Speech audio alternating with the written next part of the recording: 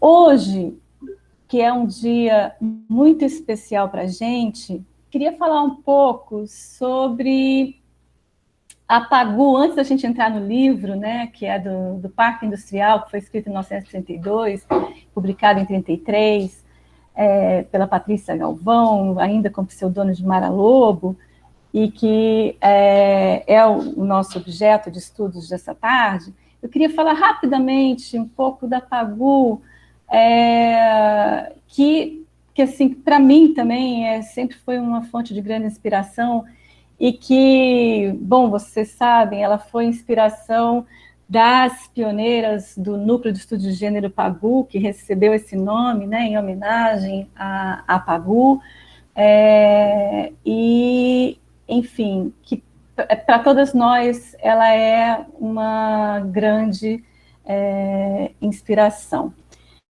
Bom, a Pagu, ela nasceu em 9 de junho de 1910, né? Nesse mês agora ela completaria 110 anos.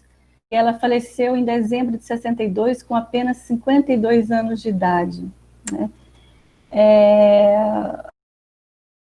Bom, então assim, ela escreve o livro, né, da tarde de hoje, Parque Industrial, super jovem, entre 21 e 22 anos de idade. Bom, quando ela escreve esse livro, ela já havia passado por uma das experiências dramáticas da sua vida, né, que vai ocorrer em outras ocasiões, que ela tinha sido presa já, uma das primeiras prisões dela, depois de 23 prisões que ela vai sofrer ao longo de toda a sua vida, sua curta e breve vida, né?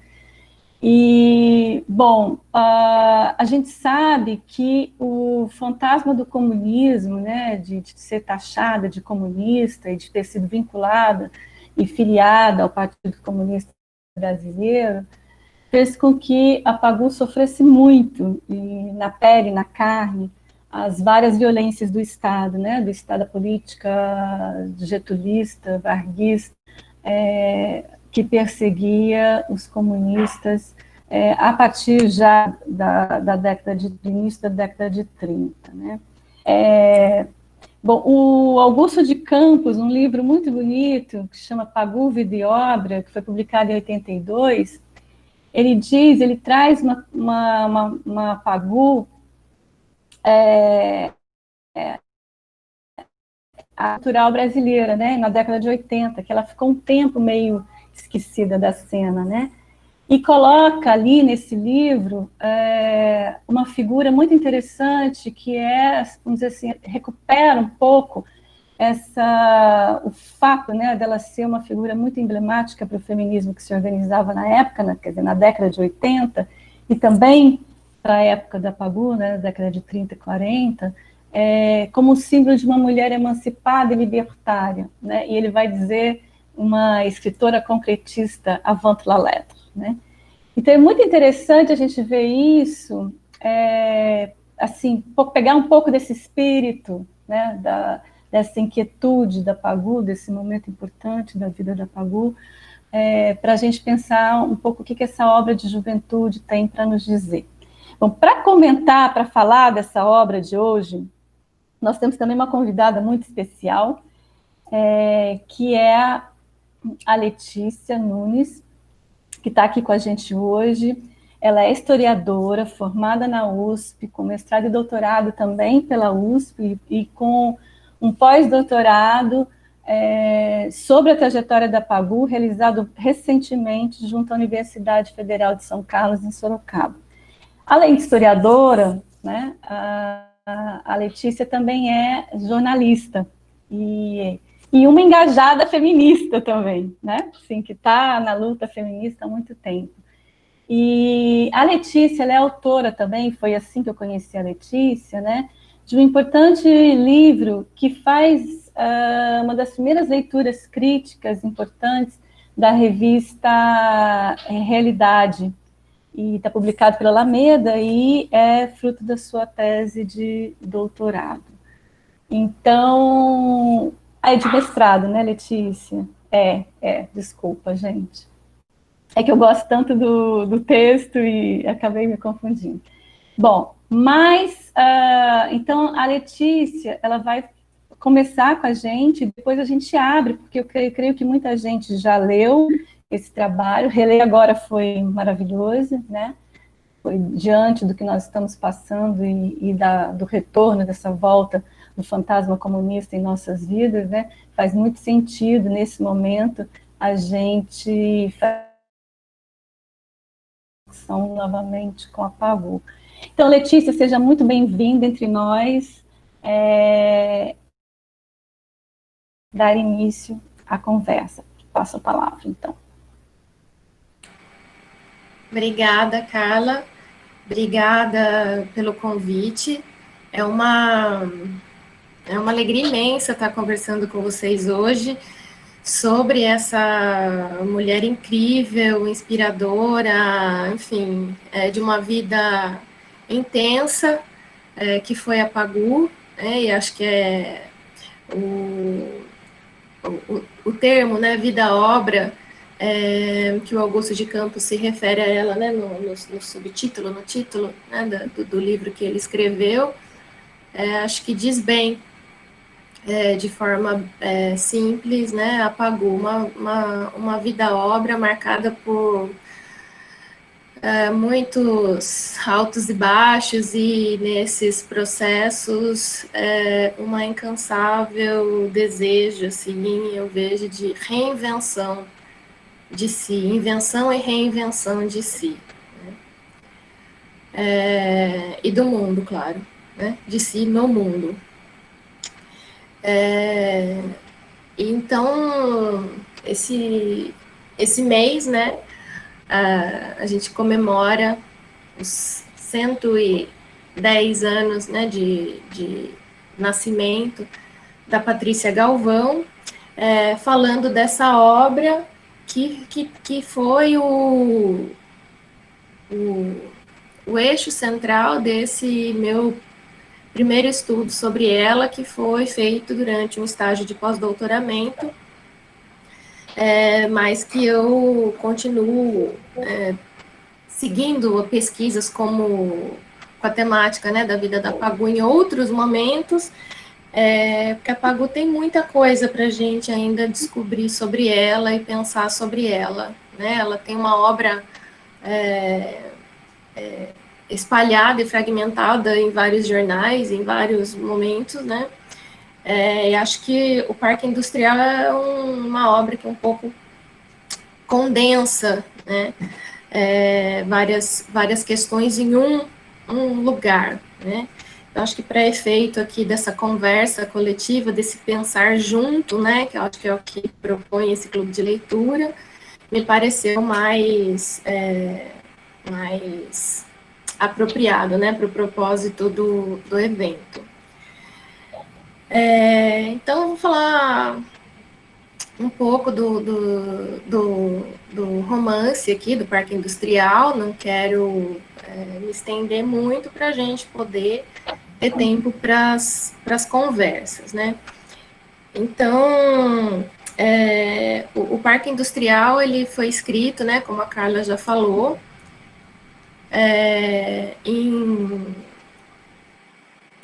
durante, né, o ano de 1932 e foi publicado em janeiro de 1933. É um período em que a Patrícia, né, Pagu já está envolvida com o Partido Comunista, que ela, cuja causa, né, cujos ideais ela começa a se aproximar e se interessar e se engajar lentamente a partir de 1930,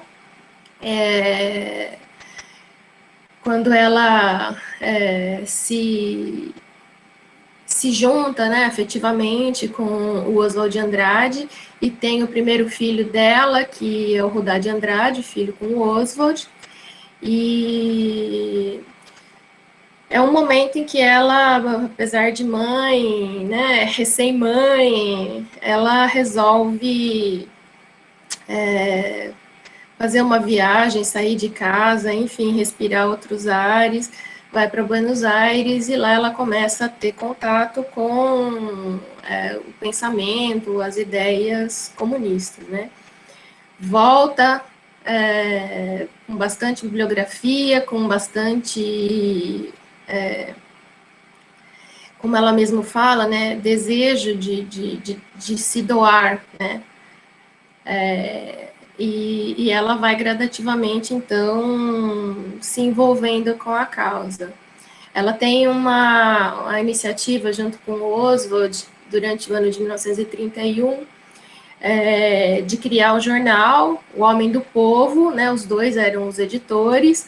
A Pagu escreve a coluna A Mulher do Povo, e que tem várias referências e diálogos aí com o que ela trata, né, pouco depois no romance Parque Industrial. Mas ainda é uma iniciativa dos dois, não ligada a nenhuma ação partidária, né? Depois dessa experiência, que é breve, né, e intensa, e que termina, enfim, com o empastelamento do jornal, por causa de desentendimentos, né, dos estudantes de Direito do Largo de São Francisco, por conta de um texto que o Oswald escreveu. Então vai todo mundo parar na delegacia, assim, o jornal O Homem do Povo sai de circulação. Depois a Pagu vai se envolvendo mais como militante comunista, né, aí já vinculada ao partido, e ela participa, o primeiro ato público dela como militante acontece em Santos, né, um comício em que ela acaba sendo presa, né, então daí que ela é considerada a primeira presa política do Brasil, né. Começam aí também, né, os grandes aí dissabores da Pagu com o partido, né, que quando ela sai dessa primeira e mais breve, né, prisão, faz ela assinar um termo de que ela é uma agitadora independente, que nada tem a ver com o partido, enfim, né, que vai sendo aí, vai dando a tônica aí dos conflitos dela, né, como militante e com a direção do partido. Ela tem vários momentos de ser expulsa, né, afastada do partido, e é num desses momentos que ela escreve o Parque Industrial, né? Então, no momento em que ela não está afiliada, e que ela decide fazer esse que é um trabalho intelectual e que o partido vedava que ela fizesse, né?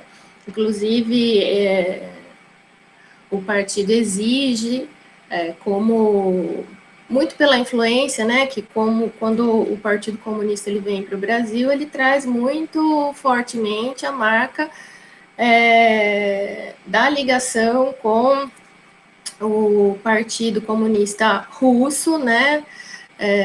Então, a obrigatoriedade aí de uma proletarização é imposta, e a Pagu cumpre também esse processo, né? É um momento bastante sofrido mesmo, em que ela passa por esse processo, mas mesmo assim ela acaba sendo afastada, né?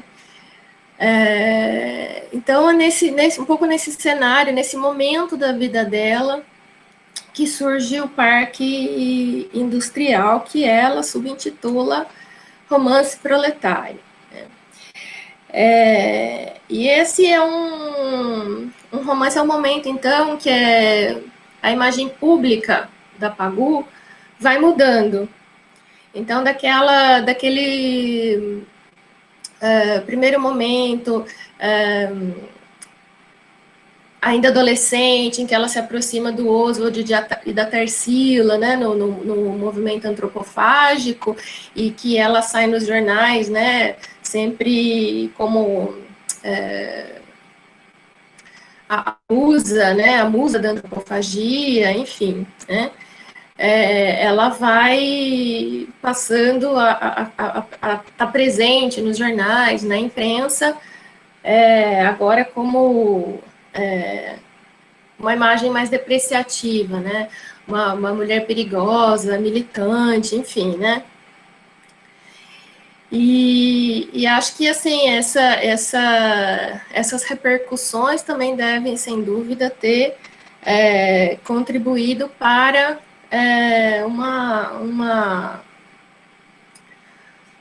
um apagamento meio rápido, né, que o Parque Industrial teve no contexto do seu lançamento, né? Então, teve uma evidência num primeiro momento, e depois teve algumas críticas bastante, assim, positivas, favoráveis, mas depois ele vai caindo meio rápido no esquecimento, né? 1933 é o ano também da publicação pelo Oswald do Serafim Ponte Grande. O Gilberto Freire e o Casagrande Senzala são deste mesmo ano, alguns meses, né, mais adiante. E o Jorge Amado também, em meados de 1933, lança um romance, Cacau, se não me engano, mas que ele também atribui a si, né, esse subtítulo romance proletário, desqualificando um pouco, retirando, né,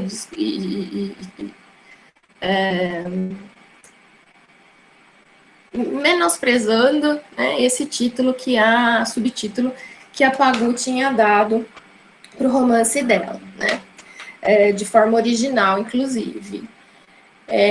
Então, a partir já do meados do ano de 1933, minha percepção é que o romance já vai caindo num movimento de tentar ser esvaziado do seu potencial aí como literatura e mesmo como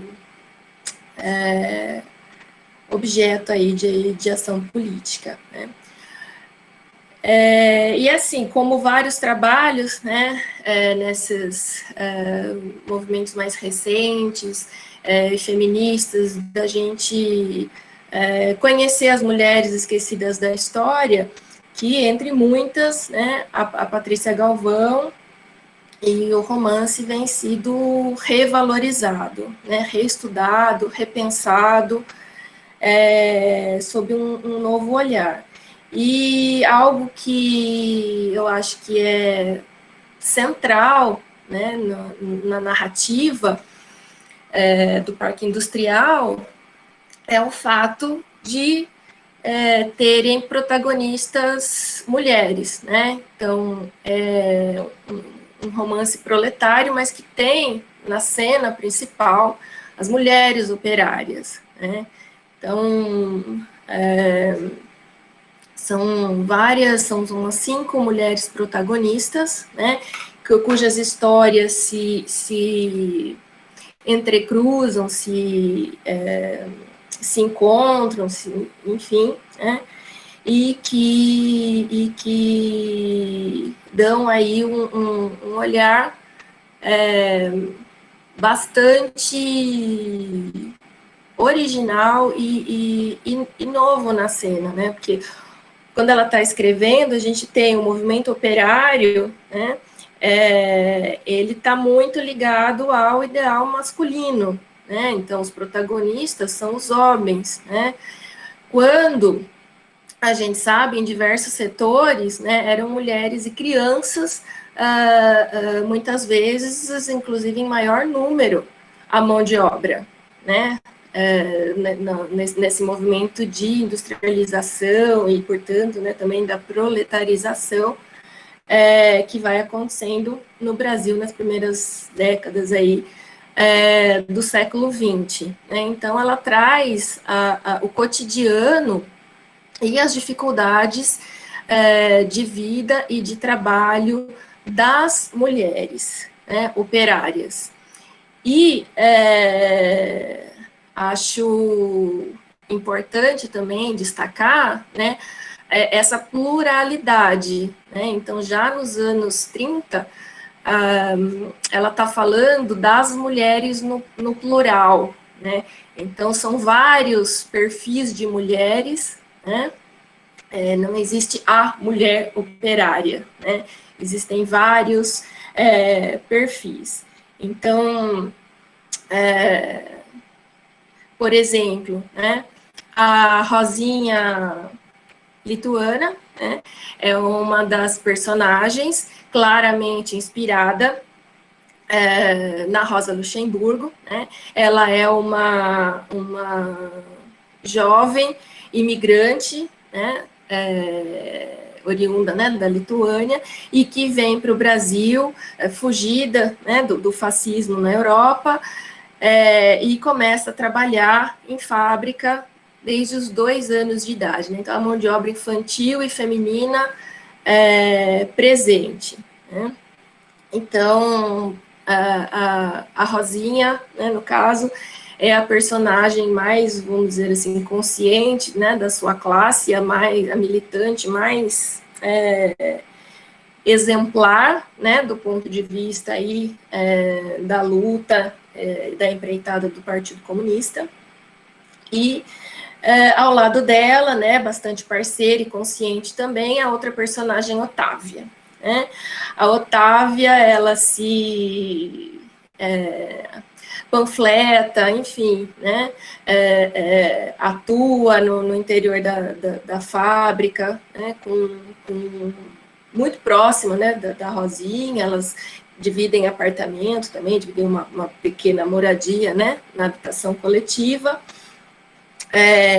e a Otávia, ela se apaixona afetivamente por um importante personagem masculino, que é o Alfredo, um burguês que se proletariza, né? Claramente aí a influência, né, da trajetória do Oswald na figura desse personagem, né?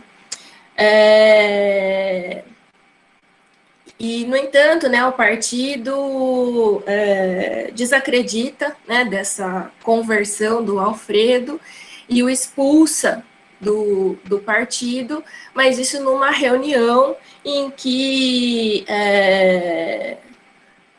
a humilhação, né, da expulsão do Alfredo recai sobre a Otávia por ela, né, ter se tornado companheira dele. Então, é uma cena que eu estou destacando porque, para mim, me pareceu bastante emblemática, né? A Otávia, né, com o rosto nos joelhos, concordando com a expulsão do parceiro por quem ela tinha se apaixonado, e, assim, o olhar, né, das lideranças partidárias, claramente julgando ela também, né, por esse envolvimento. Mas, né, o que eu quero dizer, assim, o próprio Alfredo, ele não está na cena, né, ele acaba sendo, pelo menos na cena em que ela traz para a gente, poupado desse momento difícil e de forte humilhação, né.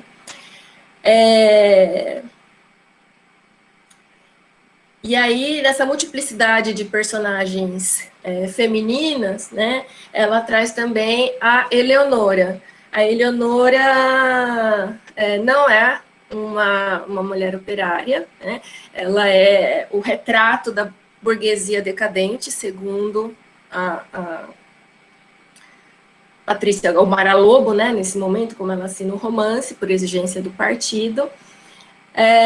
Mas é uma burguesa de cabelos muito loiros e muito lisos, filha da classe média, estudante da escola normal, né, a escola entre aspas, espera-marido, né, da época em que a Pagu estudou também, né, mas a Eleonora, ela se casa, então, né, num primeiro momento com o Alfredo, que depois ele separa e vai se ligar a Otávia, mas num primeiro momento ela casa com o Alfredo e assim ela ascende, né, ela chega à burguesia, né. E nessa condição de mulher casada, ou seja, né, de construir essa sua imagem social, de mulher casada e bem colocada, né, socialmente, ela reproduz, né, muito da exploração, enfim, da elite, né, ou burguesa, como se refere a Pagu. E nesse sentido ela tem, assim, uma vida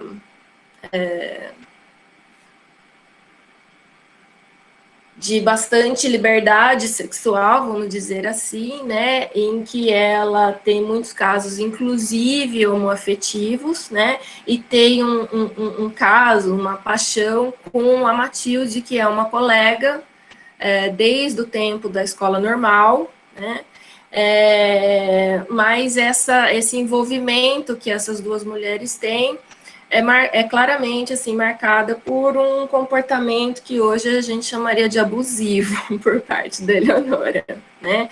Então, a Matilde até está com ela, mas depois se sente muito mal, enfim, pela forma como tudo se deu, né? E Matilde, então, né, é uma das personagens negras do romance, né? Então, a gente tem a imigrante, né, a brasileira, mas também militante, a Rosinha, né, estrangeira, a Otávia, a Eleonora, burguesa, né, e aí a Matilde, que junto com a Corina são as duas personagens negras. A Matilde, né, ela tem ela é apresentada, ela tem os braços morenos, né, os cachos nos cabelos e os olhos ternos, né.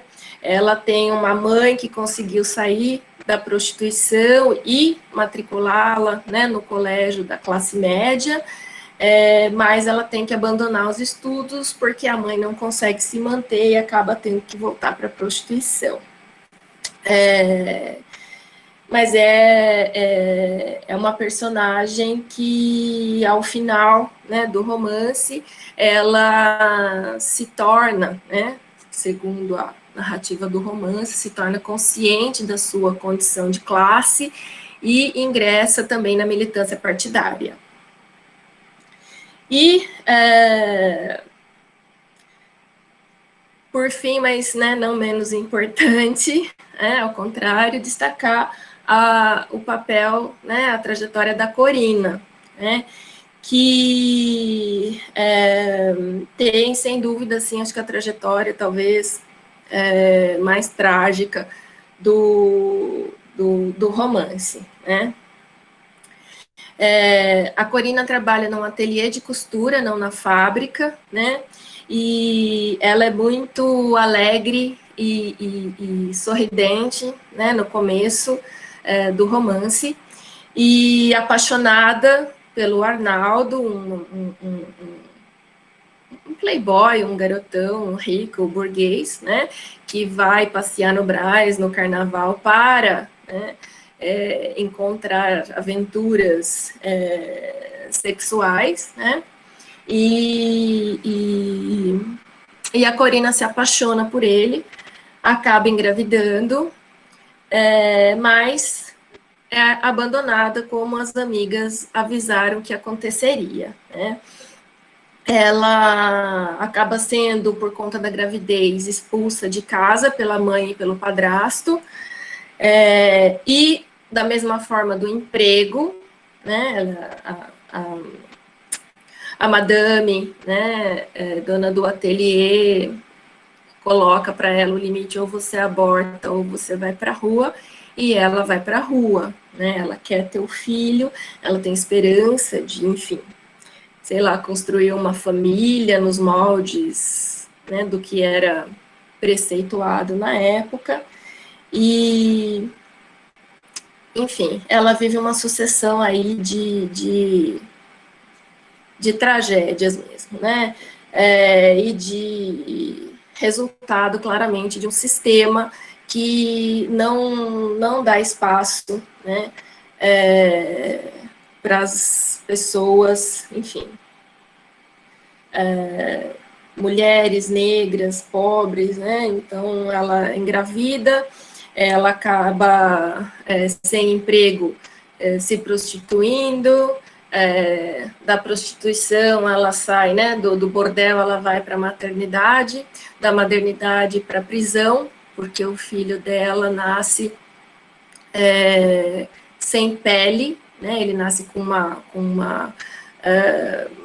doença, uma deformidade, né, que é nascer sem pele, e não sobrevive, e ela é considerada aí causadora, né, da morte do filho, né. E por isso ela vai daí para a cadeia, e depois da cadeia ela tenta sair, mas volta para prostituição, né.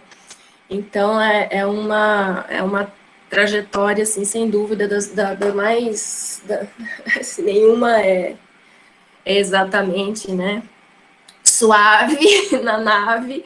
A da Corina, ela é um pouco mais densa, né. Enfim, acho que a despeito um pouco por isso que eu coloco, né, a provocação, né, de se um outro subtítulo possível para essa obra Parque Industrial não seria o Manifesto Feminista, né, porque ela traz claramente, né, a denúncia aí das desigualdades sociais, né, e o peso dessas desigualdades na questão de gênero e, em alguma medida, também na questão de raça, ao mesmo tempo em que ela está vivendo num momento bastante conflituoso, né, com o partido, e esses conflitos, acho que se refletem numa série de ambiguidades também, né, que estão no romance, né. Então, ela ao mesmo tempo que quer mostrar, né, a autenticidade, né, do seu empenho, né, na luta de transformação pela via da Revolução Comunista, né, ela também coloca claramente aí críticas à forma de atuação das lideranças partidárias, né, daí a influência forte dela. Inclusive, a Rosa Luxemburgo é explicitamente citada no romance, não só na homenagem feita aí no nome da personagem Rosinha Lituânia, né. E algumas, ao mesmo tempo que ela procura enfatizar, denunciar, né, também claro, né, por conta de um contexto da época em que ela vive, né, e que hoje, né, a gente consegue olhar, mas que também colocam aí alguns limites e talvez reproduza, né, algumas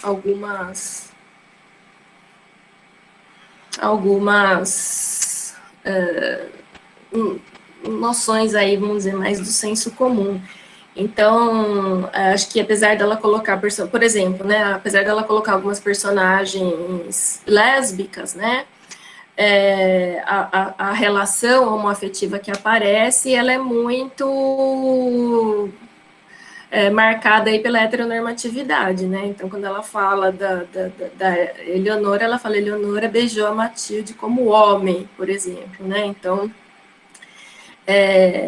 tem ainda algumas marcas. E mesmo, né, especialmente daí no trato, né, no desenvolvimento da personagem Corina, né, o fato dela tratar, ao contrário da Matilde, a Corina como a mulata do ateliê, né? Então, o tempo todo ela se refere a Corina como a mulata, e valoriza, o tempo todo também aparece na narrativa, né? A questão das pernas sensuais e bem torneadas da Corina, né? É o que, inclusive, ao longo dessa trajetória de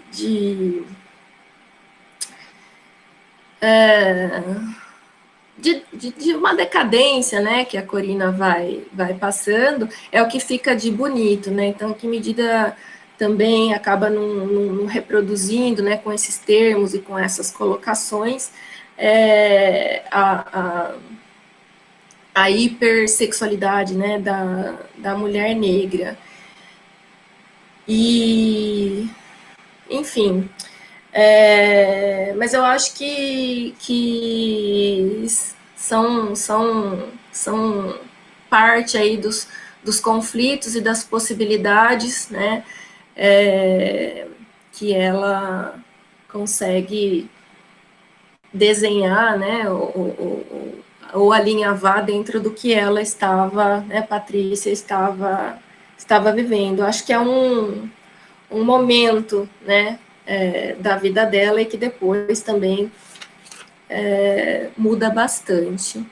Acho que para uma primeira fala, eu encerraria por aí para a gente mais conversar e ir trocando ideias, pensar junto, que acho que é o propósito do encontro. Tá certo? Oi, Letícia. Alô?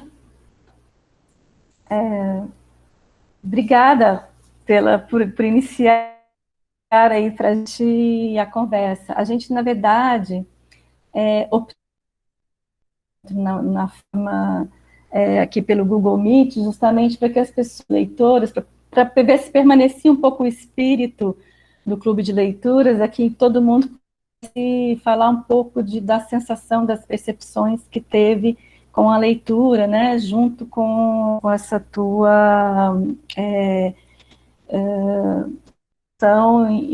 que instiga também alguns caminhos, né, de pensar as personagens, pensar, dialogar com elas e tudo mais. Então, assim, eu tenho várias questões, mas quer fazer uma pergunta? Adriana, então eu acho que poderia colocar, vamos tentar manter o espírito. Adriana, faz a pergunta, coloca a câmera e faz a pergunta aí para a gente. Carla, você me ajuda a acompanhar o chat, que eu não consigo acompanhar tudo ao mesmo tempo, tá? Não. Tá, eu estou aqui ao vivo. Bom. Oi? Estás me ouvindo, Letícia? Estás. Tá, então, em primeiro lugar, obrigada pela apresentação. Eu te conto que eu reli ontem à noite e fiquei absolutamente fascinada lendo agora, né? Uma coisa que me chamou muitíssima atenção na minha leitura é como a questão da sexualidade ia sendo central, né, no amarrar da trama, e como, inclusive, a partir da sexualidade, ela ia descrevendo a oposição, o conflito de classes. E também a articulação raça e gênero. E a pergunta que eu queria te fazer, sendo que ela escreveu isso muito nova, né? Também fiquei encantada com a maneira dela escrever. A articulação entre os personagens, as cenas, a cena da fábrica, a cena do ateliê de costura, né? Essa imagem da vida, das mulheres da vida operária, é algo que tem a ver com o processo de proletarização da Pagu ou é anterior?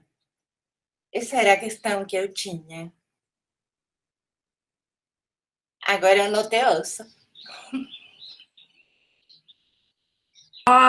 se eu entendi bem, se a forma como ela constrói é anterior, é isso? Não, não a forma, as cenas que ela descreve são cenas que ela já viveu, esse processo de proletarização ou é ficção nesse momento. Entendi. Isso, obrigada. Vou me desplugar.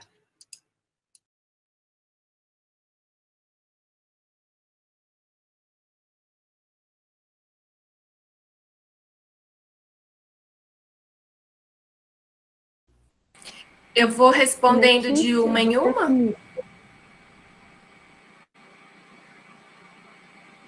Aqui a gente pode ir conversando, pode. Vamos tentar manter a informalidade o máximo que a gente conseguir. Tá bom, então respondo a Adriana agora, né? Então, sim, a forma como ela escreve, assim, e também cada vez que a gente lê, a gente percebe outros detalhes, né, no romance, né, a cidade, os cenários, né, dentro da fábrica, dentro do ateliê, na habitação coletiva, né, no cortiço, são personagens à parte até, né, eu diria, são elementos no sentido, personagens no sentido de que são muito vivos, né, na interação com as gentes, né, que estão ali vivendo e interagindo, né. A sexualidade, assim, é realmente bastante forte, né, e presente, então, nesse sentido, ela vai muito contra, né, o ideal de mulher, né, mãe, esposa, dona de casa, né, que é construída nesse momento e que vem junto, né, se forma junto nos discursos, enfim, médicos, científicos, né, e mesmo dentro do movimento operário, né, muitas vezes, de que a mulher tem que ficar em casa, se dedicar, né, ao espaço doméstico e à criação, enfim, dos filhos e cuidar do marido. Então, e são seres, portanto, assim, assexuais, né? Então, nesse medida também, né, que apagou a respeito das críticas que ela faz no próprio romance, né, às feministas da época, né, hoje a gente identifica muito claramente a Pagu como uma figura feminista e das pioneiras aí, né, no feminismo no Brasil. Então, são seres, né, as personagens, elas são mulheres e são mulheres desejantes, né, sexualmente, né, mas também, assim, socialmente, né, desejantes e atuantes pelos desejos, né, de transformação, né. E, assim, eu acho que em cada uma dessas personagens, a gente vê um pouco, assim, passagens ou momentos do que a Patrícia tinha vivido até aquele momento, né. Então, a experiência, né, do processo de proletarização que ela passou foi um pouco anterior, respondendo ali a Adriana, né, foi um pouco anterior à escrita do romance, e sem dúvida que foi muito, assim, do que ela viu e viveu. Ela, enfim, ela procurou trabalhar primeiro em jornais, na imprensa, né, a escrita é algo que é a energia vital da Pagu, né, eu acho, a escrita. Mas o partido proibiu qualquer forma de trabalho intelectual, e aí ela né, trabalhou em oficina de costura, ela trabalhou como lanterninha de cinema, ela trabalhou como empregada doméstica, né, ela trabalhou, inclusive, na metalurgia, né, então tem um trecho das memórias dela, né, no Paixão Pagu, né, na carta que ela escreve quando sai da prisão em 1940 para o Geraldo Ferraz, que foi o segundo marido dela, em que ela fala assim, acho que só quando eles me viram toda preta da fuligem, né, da metalurgia, que as lideranças do partido acreditaram na proletarização, né. Então,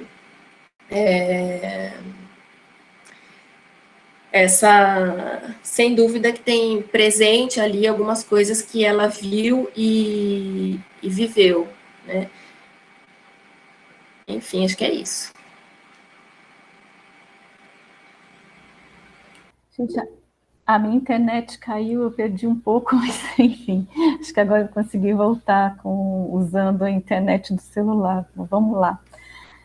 Alguém mais quer fazer uma pergunta? Porque eu tenho alguns comentários. A Denise, a Yara, a Natália, a Laurinha. Oh, meu Deus, tá bom, eu vou deixando a minha por último. Então vamos começar pela Denise, depois Yara. Eu vou coordenando aqui. Boa tarde, pessoal. É um prazer participar desse evento. E eu gostaria de fazer duas colocações. Primeiro, em relação ao Jorge Amado, que foi mencionado. E segundo, sobre uma característica muito interessante que eu acho que há na obra, que é a escrita com lances do cinema da época. São lances, flashes cinematográficos, né? Bem, em relação ao Jorge Amado, pelo que eu entendi que foi dito, é que ele colocou também em Cacau o subtítulo de romance proletário, né? Parece que, não sei se eu entendi direito, menosprezando ou alguma coisa em relação a Patrícia Galvão. Ora, eu acho que não tem nada a ver uma coisa com outra. Simplesmente, muitos autores, desde o Eça de Queiroz, colocam subtítulo em sua obra.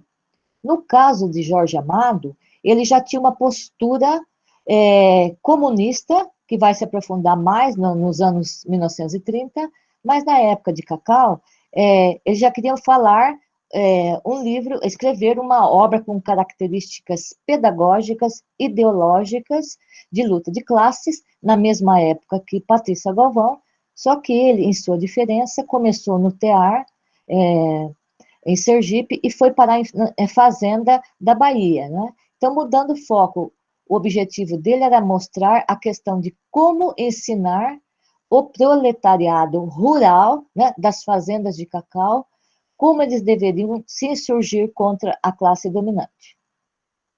Bom, segundo aspecto, acho que já foram abordados e vão ser abordados vários elementos, a questão da temática utilizada por ela nas várias paisagens sociais, culturais, econômicas de São Paulo, mas o aspecto cinematográfico. Eu me pergunto, talvez eu não saiba, já foi filmado o Parque Industrial? Eu acredito que não, não é? Mas, se eu tivesse condições, né, gostaria de ter uma equipe para montar algo nesse sentido, porque o texto dela já é um roteiro para o cinema. São frases bem curtas, mudando o foco para a pessoa, para o local, para o som, para a paisagem urbana, para o prédio, ou mesmo no diálogo entre as moças e outras pessoas, são diálogos bem curtos, bem didáticos. Então, eu acho que um dos elementos bem importantes dessa obra é essa escrita dialogando com o cinema. É uma São Paulo em ebulição, né? É a São Paulo vertiginosa, e ela dialoga com isso na sua própria escrita. Obrigada. Yara, obrigada, Denise. Yara, seu microfone está fechado. Obrigada, Letícia, pela sua exposição. Eu fiquei muito curiosa quando... Bom, eu li Parque Industrial há muitos anos, não tive condição de dar uma passada de olhos só ontem, mas eu fiquei mais curiosa quando você fala que a Patrícia Galvão era crítica às feministas, né? Isso eu nunca eu fiquei interessada em saber. Bom, primeiro, se você sabe quais são essas críticas e aonde estão essas críticas. E o segundo ponto é que essa mulher e aqui não estou falando também de parque industrial, eu estou falando da obra do Augusto de Campos, que eu sempre considerei uma obra muito mais para a gente escrever, é uma obra documental, né? Seria para a gente pegar aquilo e fazer uma tese, uma dissertação, enfim, um artigo, o que fosse, né? Porque não analisando de fato aquilo. Mas pensando em parque industrial do que está na obra do Augusto de Campos, eu sempre fiquei me perguntando com essa questão da proibição do próprio Partido Comunista, em que ela não pudesse escrever. Ou seja, ela circulava e não circulava pouco, né? Pelo menos no livro do Augusto, diz que foi ela quem trouxe a primeira semente de soja.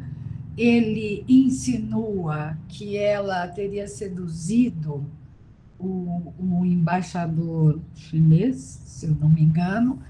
Então, são essas duas questões. A primeira é da crítica feminista, que eu fiquei muitíssimo interessada, e eu, de fato, nunca tinha ouvido falar que ela fosse uma crítica às feministas da época, né? E a segunda é muito mais uma pergunta sobre ela do que sobre a obra, mas como você conhece bastante, essa tensão dentro do Partido Comunista que, do meu ponto de vista, ela não suportaria, mas suportou, pelo menos nos documentos ou no que foi publicado sobre ela. Letícia, antes de você responder, vamos ouvir a Natália? E tem também uma perguntinha da Laurinha, que depois eu leio, e aí a gente faz um pool, pode ser? Que agora estão chegando várias pessoas que esquentaram os motores. Aí eu acho que dá para você comentar num jogo. Então, Natália. Estou aqui, me ouvem? Sim, te ouvimos e te vemos. Bom, primeiro eu também queria agradecer a Letícia pela fala, agradecer a Carlinha, né, pela organização, enfim, queria agradecer a Letícia, muito bom ouvir. Bom, na minha leitura muito rápida que eu fiz do Parque Industrial para a nossa conversa de hoje, algumas coisas me chamaram muita atenção. Eu não sei bem se é uma pergunta, mas são impressões, né? Em que na fala da Letícia acabou que ficou ainda mais forte. A primeira coisa, obviamente, que me chama muita atenção é a circulação absolutamente contundente, muito forte, né? Das mulheres entre o parque industrial e a prisão. Eu acho que tem umas 3 personagens que saem do parque industrial e são presas, né? 3 ou 4.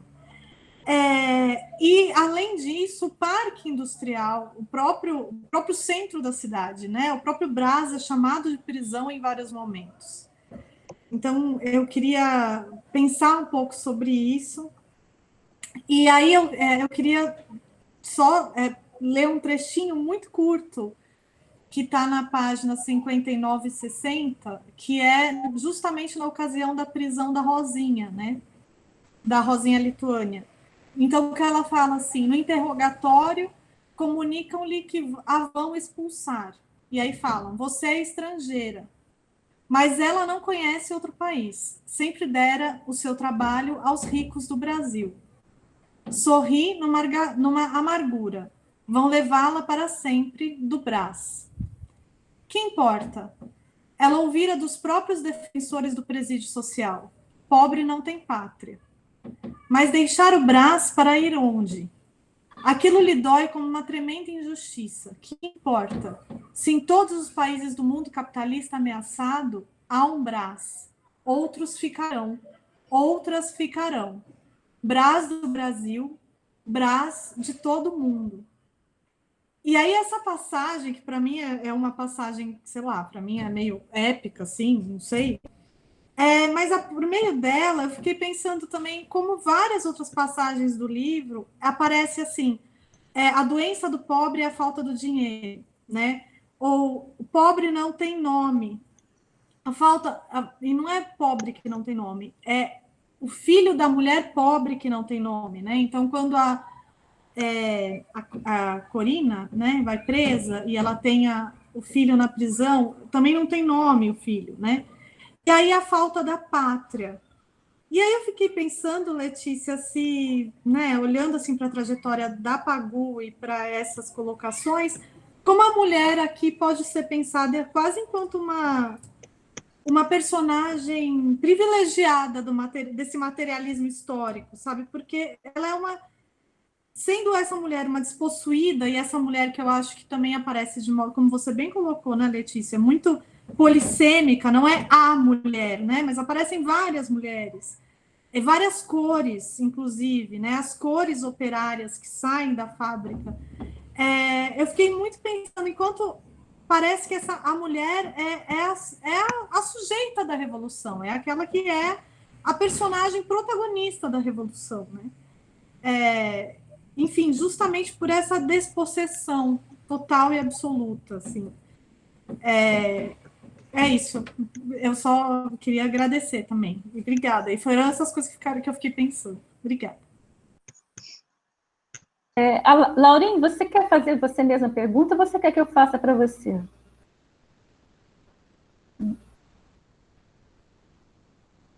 A Laurinha não está aqui ainda. A Laurinha está aqui. Por favor, pode fazer. Então tá. Então, olha, a Laurinha pergunta o seguinte. Ela diz o seguinte: quando ela leu pela primeira vez, só vinha na cabeça os filmes das Garotas do ABC e Falsa Loura, do Carlos Reichenbach. Outra época, mas esse núcleo de mulheres operárias tão diferentes entre si, suas conversas e observações sagazes, desejantes, como acabou de falar a Letícia. E ela pergunta para a Letícia: como o erotismo do livro foi recebido? Esse erotismo está presente em outros textos da Pagu? Eu vou parar por aqui, aí eu me inscrevo para a próxima rodada. E aí a Letícia faz os comentários agora, porque a minha tem um pouco a ver com a da Yara e com a da Laurinha, mas eu acho que dá para deixar para um segundo momento.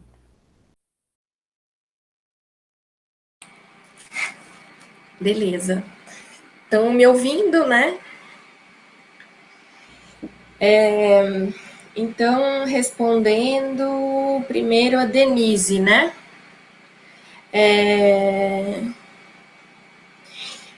Eu resolvi na minha fala, né, destacar as personagens mulheres, justamente porque eu acho que elas são, sim, as grandes protagonistas e das várias críticas que eu já li sobre o romance, né, tanto na época em que ele foi feito, nos outros lançamentos, né, nos anos 80 e mesmo agora, só mais recentemente que a questão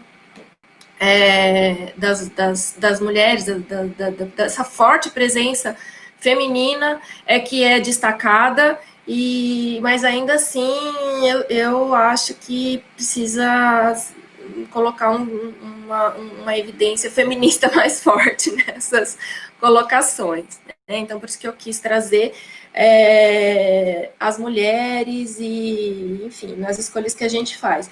Mas a linguagem, né, do texto da Pagu, ele claramente, assim, muito cinematográfico mesmo, né? Inclusive, né, muitas das críticas também falam que seria a forte influência do Oswald sobre a Pagu, a Patrícia, né, porque é o mesmo tipo de linguagem que está no Serafim Ponte Grande, que ele escreveu e publicou mais ou menos na mesma época, e eu...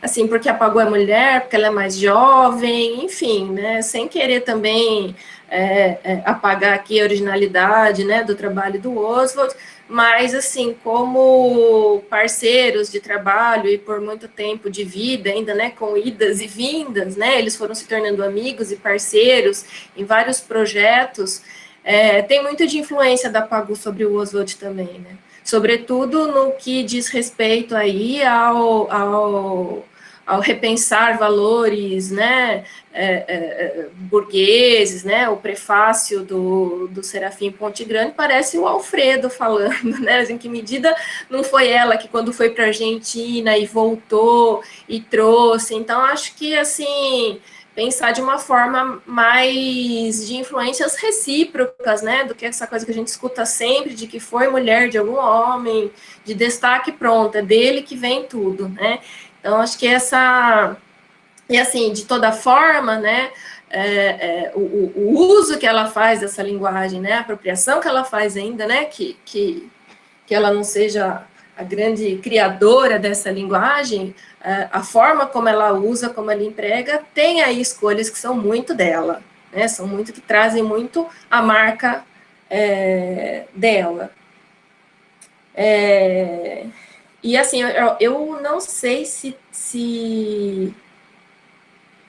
já foi filmado o Parque Industrial, mas já foi encenado, né? Já teve algumas montagens de teatro, teve uma, inclusive, que a própria Patrícia desenhou alguns cenários, chegou a desenhar alguns cenários e tal. Mas até aqui em Sorocaba, né, onde eu resido, eu conheço, tenho duas amigas que montaram uma peça de teatro que são justamente, né, elas pegaram, na verdade, elas, do Parque Industrial, elas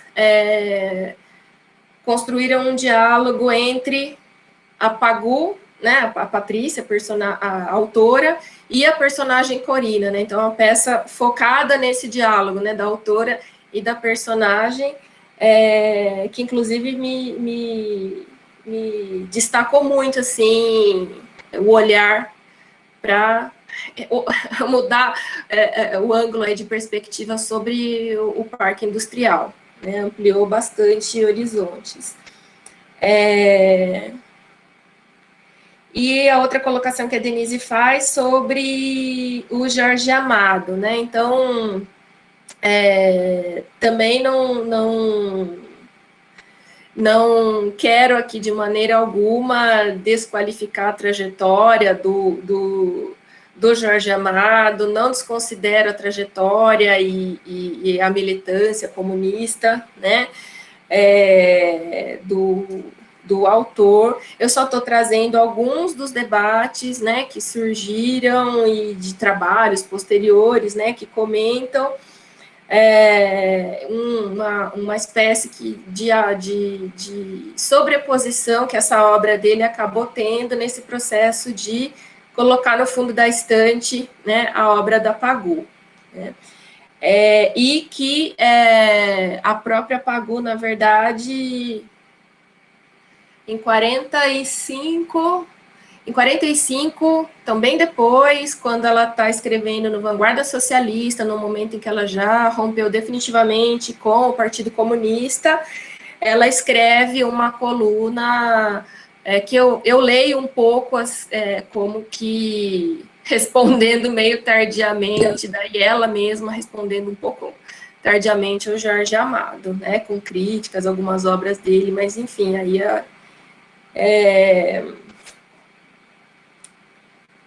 seria um outro tema até para discutir, né? Só estou colocando um pouco no contexto das críticas e das reverberações no ano de 33, que é o ano da publicação. Denise, tá? Depois, a Yara... fala das críticas feministas da época, né? Então, a Pagu tem um dos capítulos, né, em que ela tá, aí o cenário é o hall dos hotéis onde muitos dos burgueses viviam, né?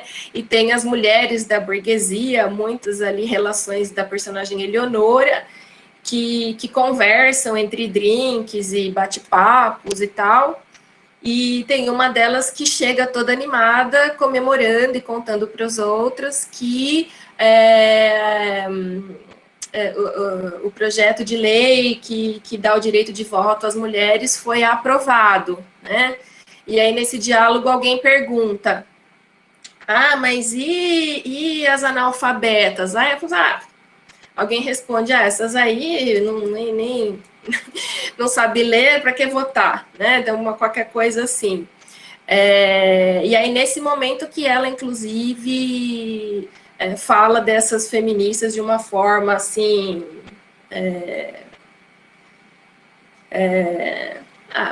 pejorativa, não sabe? Não estão alienadas, não estão vendo aquela ideia de ver o direito de voto como mais um privilégio, né? E não como uma etapa importante aí, que vai mudar as estruturas sociais e tal. Então, nesse sentido. E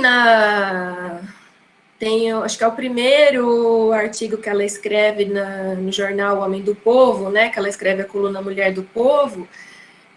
Tem uma coluna em que ela, inclusive, critica Maria Lacerda de Moura, né, anarquista, né, feminista, anarquista, justamente pela questão, ela ironiza, né, que é muito da Pagu, assim, essas ironias, ela ironiza que no próximo congresso do sexo, o que a Maria Lacerda de Moura vai falar, na verdade ela está criticando e trazendo uma questão muito ligada ao controle de natalidade. Então, sabe, essa coisa do quem tem direito de nascer e de viver, enfim, né, chama Matusalém, né, essa coluna. E que eu vejo, assim, que ela desenvolve um pouco, talvez assim, ela desenvolve um pouco melhor isso justamente quando ela está falando da personagem Corina, né, então, da população negra, e que, simbolicamente, aquele filho que nasce sem pele é um filho que não tem a mínima, né, proteção no mundo, né, a primeira camada básica de proteção e de configuração no mundo é a pele. Eu vejo, né, simbolicamente, nessa criança inviável, né, talvez uma forma, né, que a Pagu encontra ali no romance, de talvez falar, sabe, do genocídio da população negra, alguma coisa assim, sabe, nesse sentido de não ter espaço, de não... e muito criticando também no contexto a política higienista, né? Então, por que a Corina é acusada de matar o filho, né? Porque na hora que ele nasce, o susto ali da enfermeira e do médico, nossa, essa mulher está podre, né? Então, ela é responsabilizada também por sua condição não permite a formação de alguém. Então, muito para pensar, assim, essa cena que para mim, assim, é muito forte de significações ali no texto, né?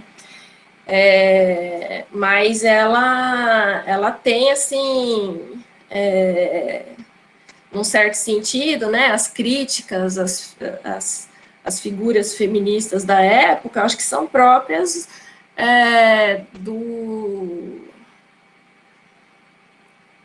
do feminismo que foi possível naquele tempo, né? Então, do que se conseguia pensar em termos de emancipação e que estava naquele momento muito ligado à questão da igualdade no sentido político, né? E ainda que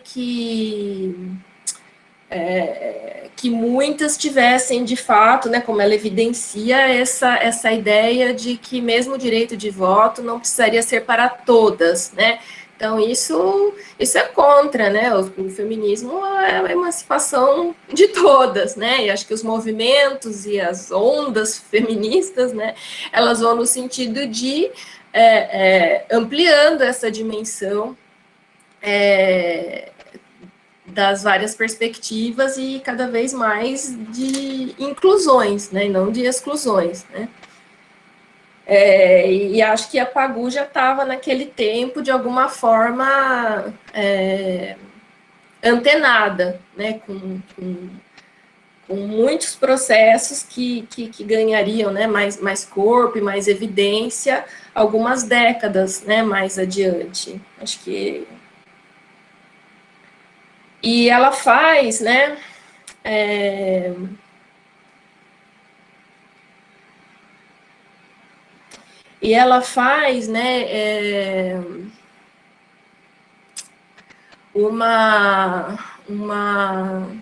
eu acho, assim, ela na verdade, ela vai colocando,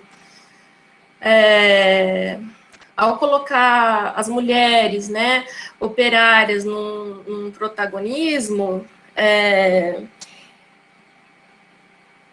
ela vai colocando, ela vai também mostrando, né, na realidade, né, ela vai procurando retratar também o dia a dia, o cotidiano dessas mulheres, né, então ela vai mostrando como que esse ideal, né, da mulher, sei lá, bela, recatada e do lar, né, ou dona de casa, esposa, mãe e assexuada, está muito mais realmente no imaginário social construído por uma série de discursos, né, enfim, médicos, científicos, políticos, até partidários, sindicais, muitas vezes, né, mas que não condizem com a realidade, né, dessas mulheres, né, elas são... elas têm sexualidade, elas não são assexuadas, elas são ativas, elas, mesmo dentro das limitações, elas buscam, né, alcançar, né, os seus objetivos. A Corina, ela... se num primeiro momento ela está apaixonada e um pouco iludida e um pouco ainda buscando se colocar, né, nesse ideal de mulher, vamos dizer assim, né, um pouco essa ideia que acho que o romance passa, ela quer casar, formar uma família, enfim, né, ela sonha com o filho, ela deseja o filho, ela tem uma postura absolutamente ética, né? Mesmo em alguns momentos em que o Arnaldo dá algum dinheiro, na verdade joga algum dinheiro para ela, né? Ela acaba não ficando com esse dinheiro, né? O primeiro momento ela deixa escondido em casa e é expulsa de casa, e lá fica o dinheiro no esconderijo que ela colocou para o padrasto não pegar. Depois, num outro momento em que ele efetivamente abandona e deixa um dinheiro para ela sai desesperada, perdida. Quando ela volta a pegar o dinheiro, lembra do dinheiro e já não está mais lá. Ela, entre a proposta, né, da dona do ateliê, que falou, ou você aborta, ou então eu vou te demito, ela, sem nada, ela não aceita, ela quer o filho, né? Ela deseja o filho, ela já sonha com o filho, e já tem afeto por ele ainda na barriga, né? E ela tenta, né, outras saídas, né? Quando ela sai da prisão, ela vai procurar emprego, qualquer emprego, vai trabalhar de faxineira, sempre os jornais, né? Vai trabalhar procura emprego de faxineira, procura qualquer coisa que não seja se prostituir, e não consegue, né? Então, assim, quando no desfecho, né, a Pagu coloca o encontro da Corina com o Pepe, nossa, eu fico assim, ela deixa em aberto, né? Mas o que será que deu? Porque o Pepe, se por um lado a Pagu vai construindo, né, os dois como inconscientes, né, da sua condição de classe, e que aí vão ficando, né, na camada da reserva industrial que ela fala, né, o Pepe, ele tem uma trajetória completamente diferente da Corina. Ele vira o delator das colegas, né, desiludido por um fora que ele leva, ele vira o delator das colegas, elas vão presas porque é o Pepe que delata a organização e quem das colegas que está liderando, né? Então, e ele acaba virando Kaften, né? Enfim, eu sei, eu gosto de pensar que a Corina se alia a ele como um parceiro para achar alguma saída de novo, dentro das limitações que a estrutura social, enfim, racista, enfim, se colocam diante dela, né? Mas, enfim, aí a parte que não está no texto, é a parte da nossa liberdade de imaginar os próximos capítulos, né?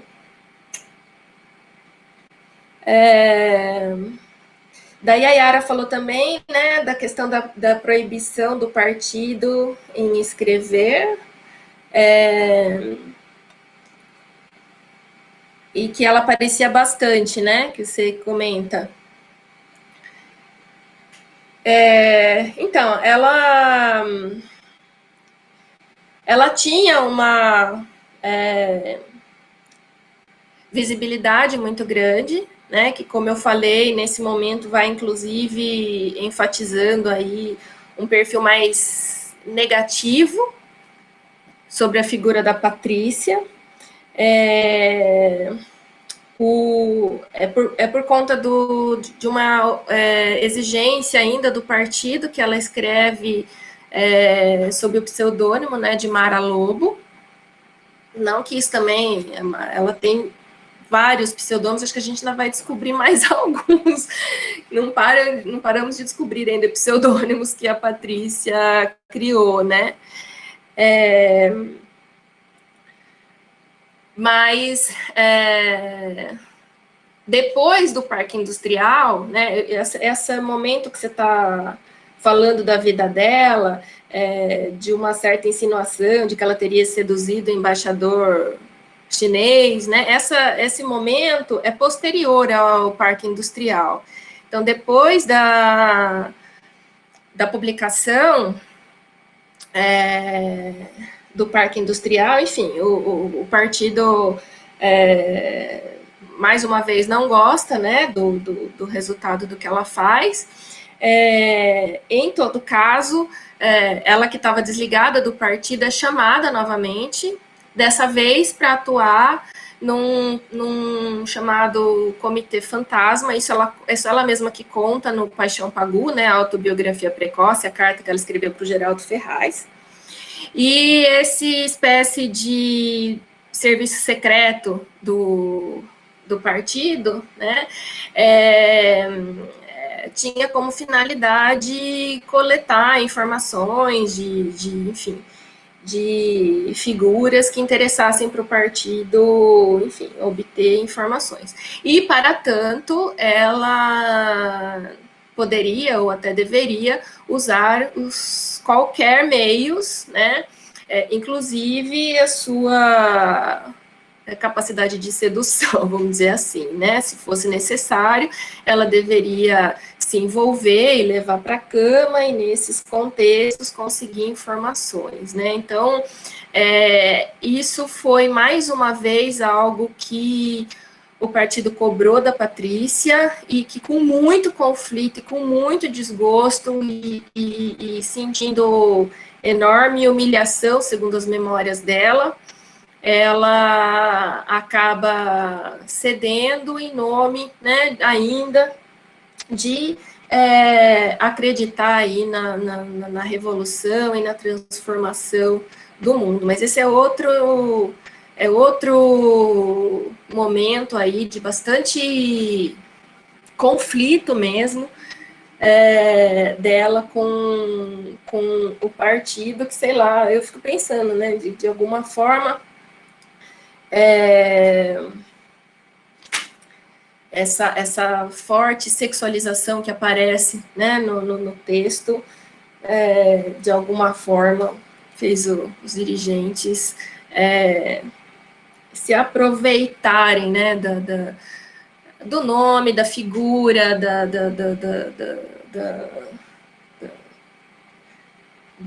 do potencial sedutor dela como mulher, e para, de alguma forma, conduzi-la a uma espécie de prostituição em nome, né, de conseguir informações, né. Então, isso é posterior ao Parque Industrial, né, e aí é depois desse outro retorno dela, né, no partido, atuando nesse comitê fantasma, que aí o partido, mais uma vez, a afasta, e aí convoca ela a uma longa viagem por meios próprios, pelo mundo, e aí que o que o partido faz é oferecer credenciais para ela conhecer a União Soviética, né, então assim, ela faz uma longa viagem, né, ao redor do mundo até a União Soviética, e aí quando ela lá chega, ela tem uma grande decepção, porque não era nada do que estava no imaginário, no sonho, no que ela esperava encontrar, esse país onde a revolução pela qual ela estava lutando e se doando, enfim, né, e se destruindo até, em algum sentido, não era aquele resultado que ela esperava ver, né. Então, e é nesse momento que ela passa pela China, enfim, né, e conhece. Eu li mais essa história, assim, como que ela teria ficado amiga da esposa do embaixador chinês, né, mas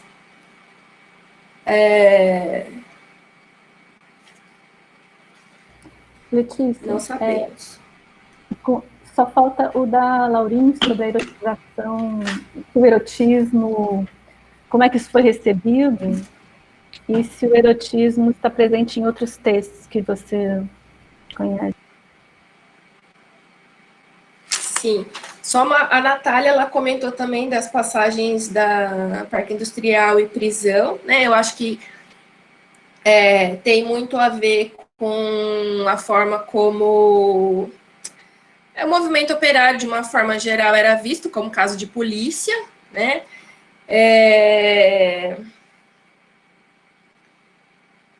e essa cena também da Corina na prisão, em que ela fala, né, todo mundo tá preso lá por causa do dinheiro, e alguém fala assim, só essa daí, né, que tá porque matou o filho, e ela pensa, não, ninguém sabe que é também por causa do dinheiro, porque ela passava fome.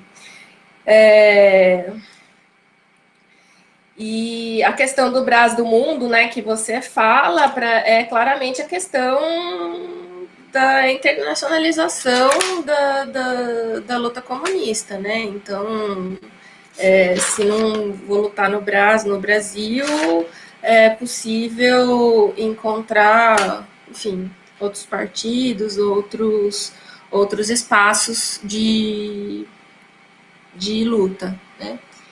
E respondendo daí a Lauren sobre o erotismo, teve uma das resenhas, críticas que foram publicadas na época do lançamento, que inclusive falava que era um livro assim absolutamente não recomendado para moças,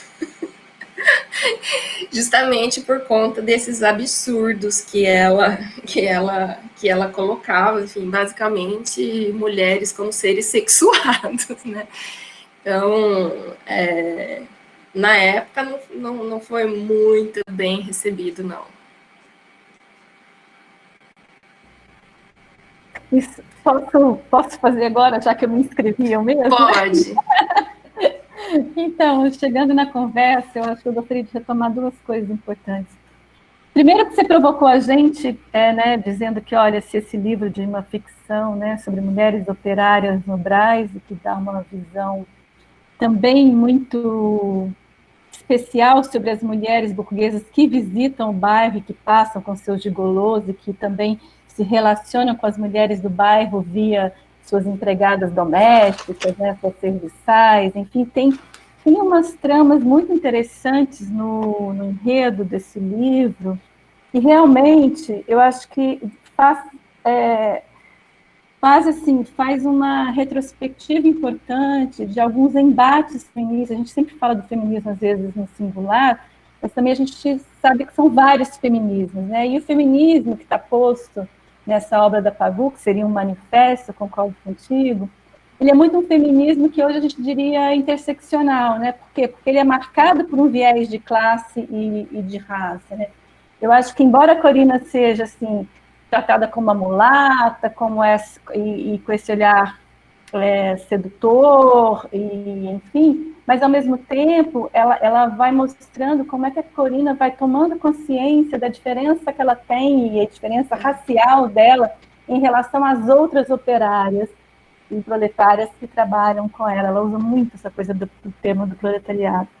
Mas eu acho que ali tem uma crítica, assim, muito grande a um feminismo liberal, né, burguês, que muito moralista. Então, por exemplo, essa relação do livro com a questão erótica, com a sexualidade mais livre, com as questões que estão permeando tanto as moças com seus namorados, quanto as experiências que elas vão tendo extraconjugais, e os rapazes e tudo. Então, assim, é uma discussão muito interessante sobre o moralismo que, ao mesmo tempo, pega a sociedade burguesa, mas também pega feministas com discursos libertários e emancipadores, e passa também pelo Partido Comunista, que também é muito moralista. Então, no fundo, ela vai denunciando, com esse erotismo todo e com essa, vamos dizer assim, com essa sofisticada trama de mulheres cuidando das suas vidas, que tem um mundo que nem o partido, que nem o Estado, que nem a burguesia consegue dominar por inteiro, apesar dela mostrar detalhadamente todas as opressões cotidianas que essas meninas enfrentam, né, nas relações de trabalho, inclusive de mulheres para mulheres, principalmente nas cenas do teatro, né, que são mulheres donas ou que são supervisoras, humilhando as outras, né, em várias situações ao longo do romance.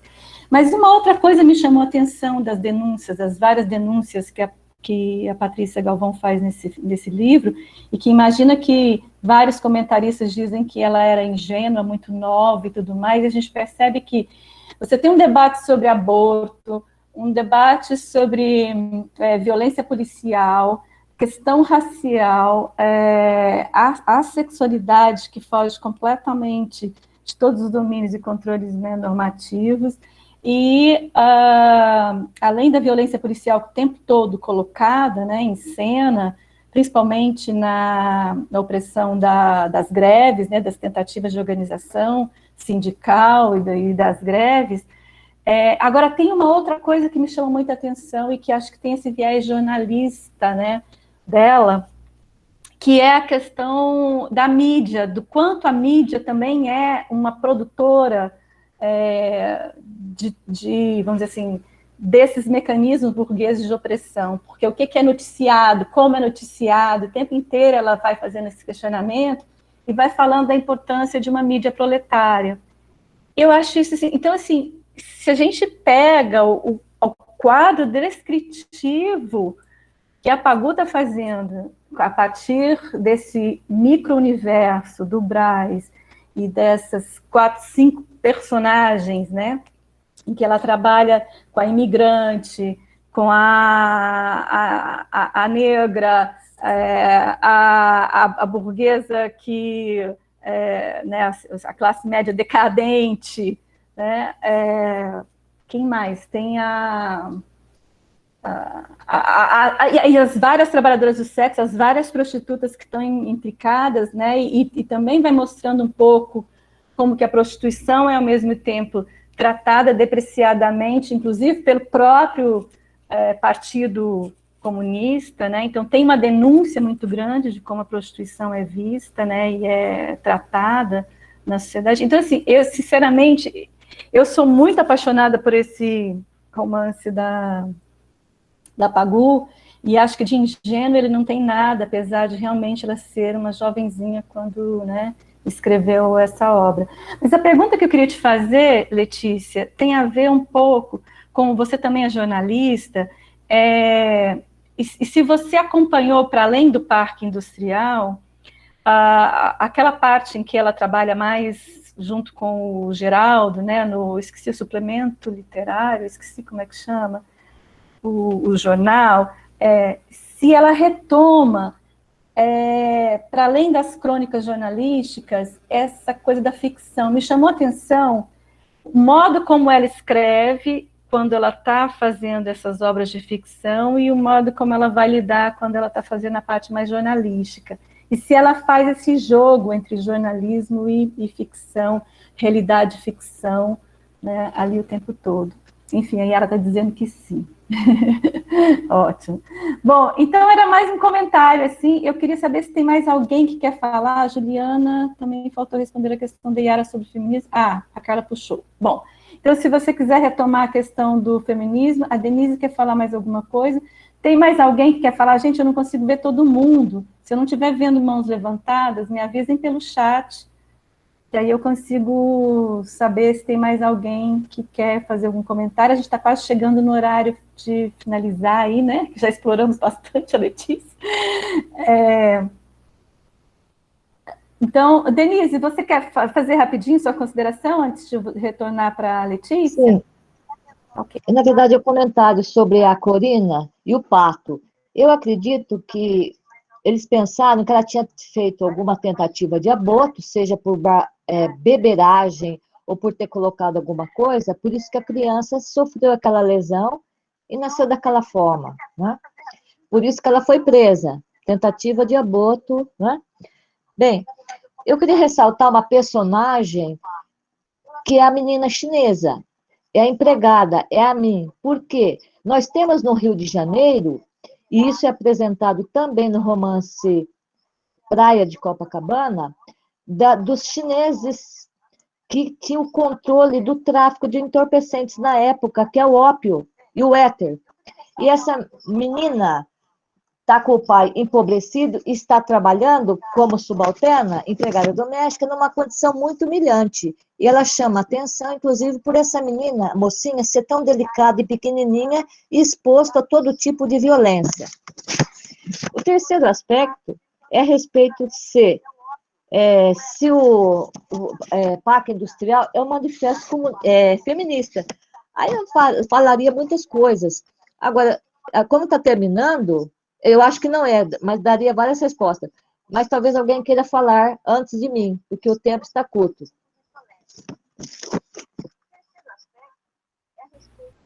Sim, a Yara... tá. A Yara falou. Bom, é isso. Tá bom, Yara. Então, Letícia, você quer retomar a palavra e a gente vai encerrando?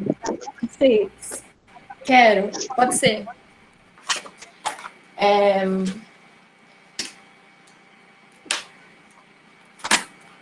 Bom, Carla, eu concordo com você, eu também, cada vez que eu leio esse texto, mais eu gosto dele, do Parque Industrial, né, e acho que, de fato, tem muitas críticas que vão por essa linha, de que faltou maturidade, faltou, né, ter uma carga de ingenuidade, e faltou maturidade na Pagu. Isso não só no Parque Industrial, é comum de ler, assim, várias coisas que ela fez. Mas, assim, ela é uma uma mulher que com 21 anos que ela tinha, né, nesse momento, 20, 21 anos, ela já tinha passado por, enfim, gravidez, aborto, enfim, né, ela já começou a vida sexual dela com 12 anos incompletos, ela fala, né, ela tem uma memória de si, de falar que ela era uma mulher menina, então muito consciente da sua potencial sensual, sedutor, de mulher. Ela falou, eu era uma menina criança, mas enquanto, sei lá, eu estava na casa dos meus pais, eu fingia que era uma criança, né? Tem um microfone que acho que está ligado, está dando um ruidinho, se puderem... É o microfone da Denise.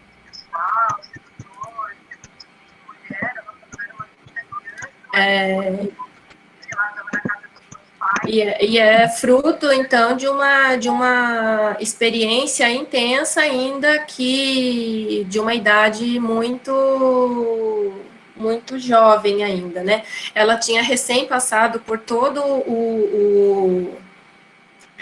o processo de proletarização dela, que implicou mudar sozinha para o Rio de Janeiro, morar num quarto, enfim, sozinha, cheia de barata, até ficar doente, ter uma torção de útero e ter que voltar doente para São Paulo, enfim, né? Então, uma série de situações, assim, bem intensas, né, com que ela teve que ir lidando. Eu concordo, né, que a Corina, apesar dela no final da história, né, tá colocada nesse lugar da reserva industrial, né, dessa mão de obra, na verdade, até abandonada, né, que não vale nem como mão de obra, mas ela tem uma consciência, né, me parece ao contrário, né, dessa ideia comparando, né, o desfecho da Matilde, por exemplo, que é a outra personagem negra, e que ela se filia ao partido e ela adquire a sua consciência de classe, né, e a Corina seria ainda a inconsciente, né. Eu não vejo isso na Corina, ela é muito consciente, tem um momento em que ela fala, né, a desgraça é a cor, porque essa diferença, que é isso que você está falando, né, em que revela essa consciência dela, inclusive racial, né, fala, o diabo é a cor, por que né, eu nasci assim e tal, né, então, ela tem muita consciência, eu acho que quando ela encontra o Pepe, eu acho que ela está mais, ainda que não seja pelo partido, achando um caminho e talvez até por dentro ali, né, da prostituição, mudar a forma de lidar e de olhar para aquela situação e ver o que é possível fazer a partir daquilo, porque ela escolhe sempre a vida, né? Ela escolhe sempre a vida. Ela quando estava no desespero e pensou em suicidar, ainda assim ela escolheu a vida, né? E inclusive só daí o comentário da Denise, né? A própria condição de prostituta, que eu acho que dá essa ideia, né? De que ela estaria podre e teria gerado aquele filho, né? Responsabilizada nesse sentido, quer dizer, da degenerescência, né? Com que é colocada não só socialmente, né, e que é muito próprio também desse pensamento da época, a mulher que não está nesse papel idealizado para ela, construído, ela é a degenerada, enfim, né, e está nesse lugar, ou você é a esposa, a mãe, ou você é a prostituta, então o fantasma da prostituição, né, que se coloca da virgindade e da prostituição, né, que se coloca sobre as mulheres. A questão da perda ou não da virgindade é uma questão chave também, que aparece em vários momentos do livro, né, a questão de preservar e ter com isso a honra e as possibilidades na vida, né. Então, eu vejo, na verdade, o processo da Corina como pelo sofrimento, né, mas de um amadurecimento e por conta aí da trajetória e de uma consciência e de uma postura ética, né, e desejante de vida, que ela, sei lá, vai fazer da transformação ali alguma coisa melhor para a vida dela, né? E assim, concordo que tem nessa leitura de mundo, né, que a Pagu faz, muito de um feminismo já que alia, né, é interseccional nesse sentido, que mostra as opressões atuando de forma interseccional, né? Então, tem a dimensão de gênero, tem a dimensão de raça, além da dimensão da classe, né, que está presente o tempo todo. Então, tem vários momentos em que, apesar dela estar denunciando, acho que é isso que é uma característica também, eu acho que é um momento em que ela quer mostrar para o partido ainda, né, o engajamento, a verdade do engajamento dela, mas também é um momento de liberdade em que ela aproveita para fazer as várias críticas, né, e os limites, as lideranças partidárias, enfim, né, e mostrar que, de uma certa forma, a luta é muito maior, apesar dela ficar batendo muito ali, né, o proletário, o burguês, ter esse recorte muito marcado, assim, né, muito dicotômico, ela também vai colocando outras nuances, né, nesse jogo de tensões que ela vai mostrando.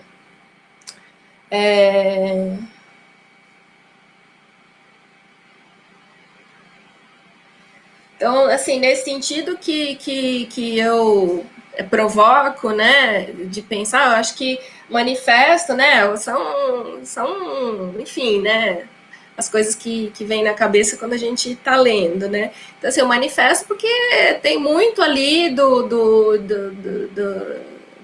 manifesto comunista mesmo, no que ela está trazendo, né? E tem esse sentido de manifesto, de ser um grito, de ser, né, um colocar, de marcar posição e ponto de vista, e que, sem dúvida, se coloca, ainda, né, que com os diferentes significados ou limites, né, do feminismo da época, mas que hoje, né, pela leitura, pelo nosso olhar e pela nossa perspectiva, né, de análise feminista, a gente pode dizer que toda a trajetória dela é muito feminista, né? Então, a própria trajetória de vida, como ela vai se colocando o tempo todo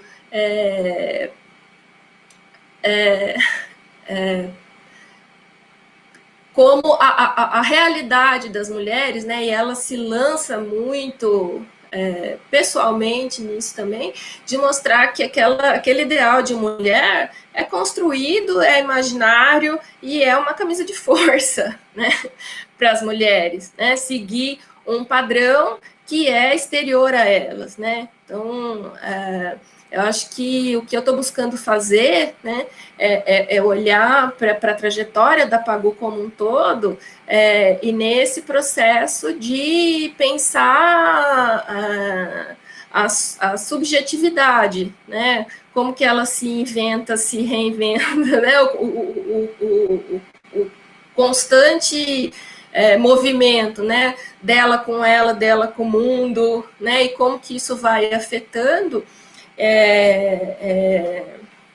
como que ela, às vezes, ela não queria ser lembrada como Pagu por muito tempo, ela só foi fazer as pazes com esse apelido que ela ficou mais conhecida no fim da vida. Ela ficou muito tempo depois que ela não queria lembrar disso. Então, assim, as rupturas que ela faz, às vezes, com a própria trajetória, eu acho isso fascinante nela. É isso que eu quero ir buscar, e estou buscando nesse outro momento da vida dela, que é a produção, que se intensificou como jornalista, a partir da década de 40, né? E que tem muita coisa, né? E é tudo muito lindo de ler. Inclusive, o pseudônimo Mara Lobo, ela retoma, acho que nos anos 50, numa coluna na Tribuna de Santos, e aí com enfoque na literatura. Então, esse é um pseudônimo que ela relacionou com literatura, né?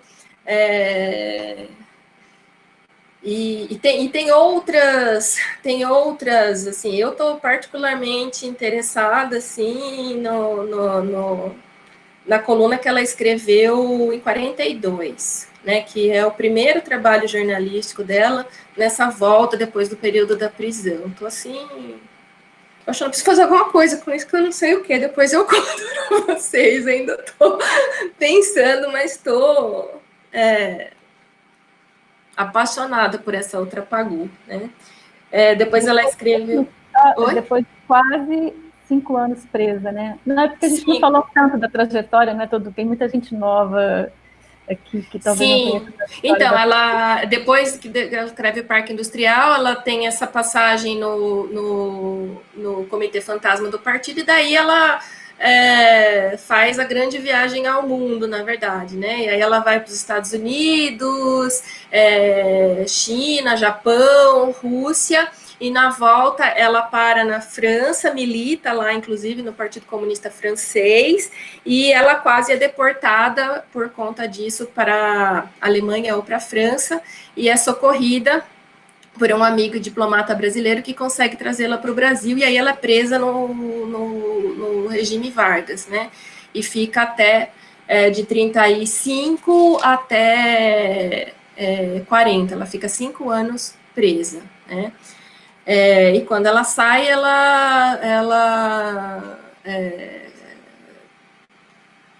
firma, né, a parceria dela, afetiva, amorosa, intelectual, com o Geraldo Ferraz, que é quem acompanhou e visitava e acompanhava e ajudou numa fuga que ela fez durante o período em que ela ficou presa. Ela tem o segundo filho, e aí ela se dedica mais ao jornalismo e depois ao teatro também em Santos, né? Ela não parou de se reinventar e de começar, foi fazer curso de teatro, de interpretação, e decidiu se mudar efetivamente para Santos na década de 50, né? Então, tem outras Patrícias, né, para a gente conhecer.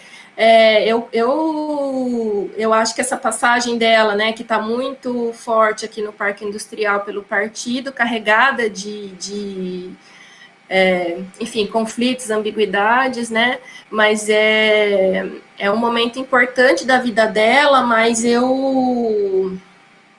minha provocação aí com o Manifesto Feminista é justamente chamar a atenção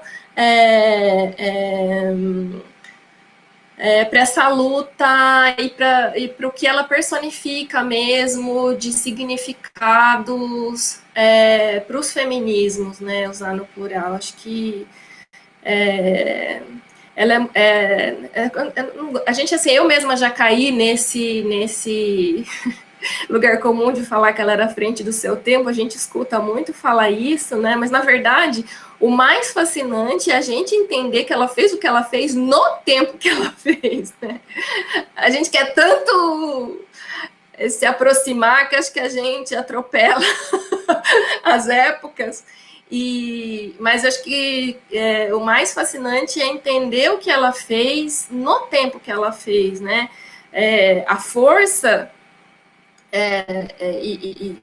de desejo mesmo, né, para usar aqui o termo que eu usei, que as personagens são mulheres desejantes, né, o quanto de desejo tem também nela, e de não abrir mão dessa liberdade do ser, né, de ir mudar de opinião, vou acreditar no partido, vou romper com o partido, vou achar outras formas de pensar de apostar e de procurar, né, a construção de um mundo novo que ela deseja. Enfim, Acho que o tempo acabou, eu queria ficar falando mais, mas não tem como concluir. Não, Eu não achar uma sei, palavra para falar. tá certo. Acho que a gente realmente estourou o tempo, eu não queria estourar muito por conta, bom, de toda a infraestrutura que a gente tem aí para manter no ar. Eu tenho aqui as justificativas, a Natália teve que sair, a Yara, a Juliana, porque elas vão ter aula agora às 16 horas. Eu não sei se a Adriana ainda está aqui. Deixa eu agradecer a Denise a lembrança da personagem da chinesa, bem... Claro.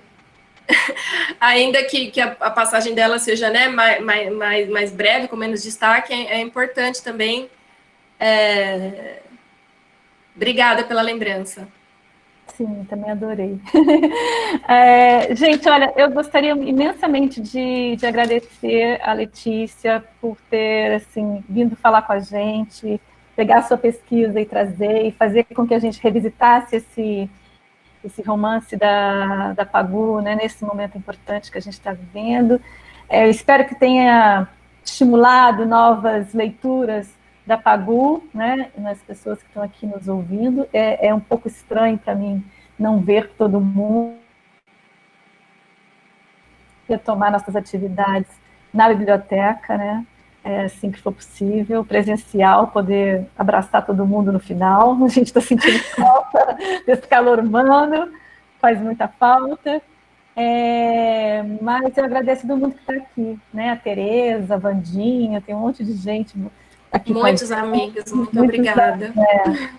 Então é isso. Gente, uma boa tarde para vocês.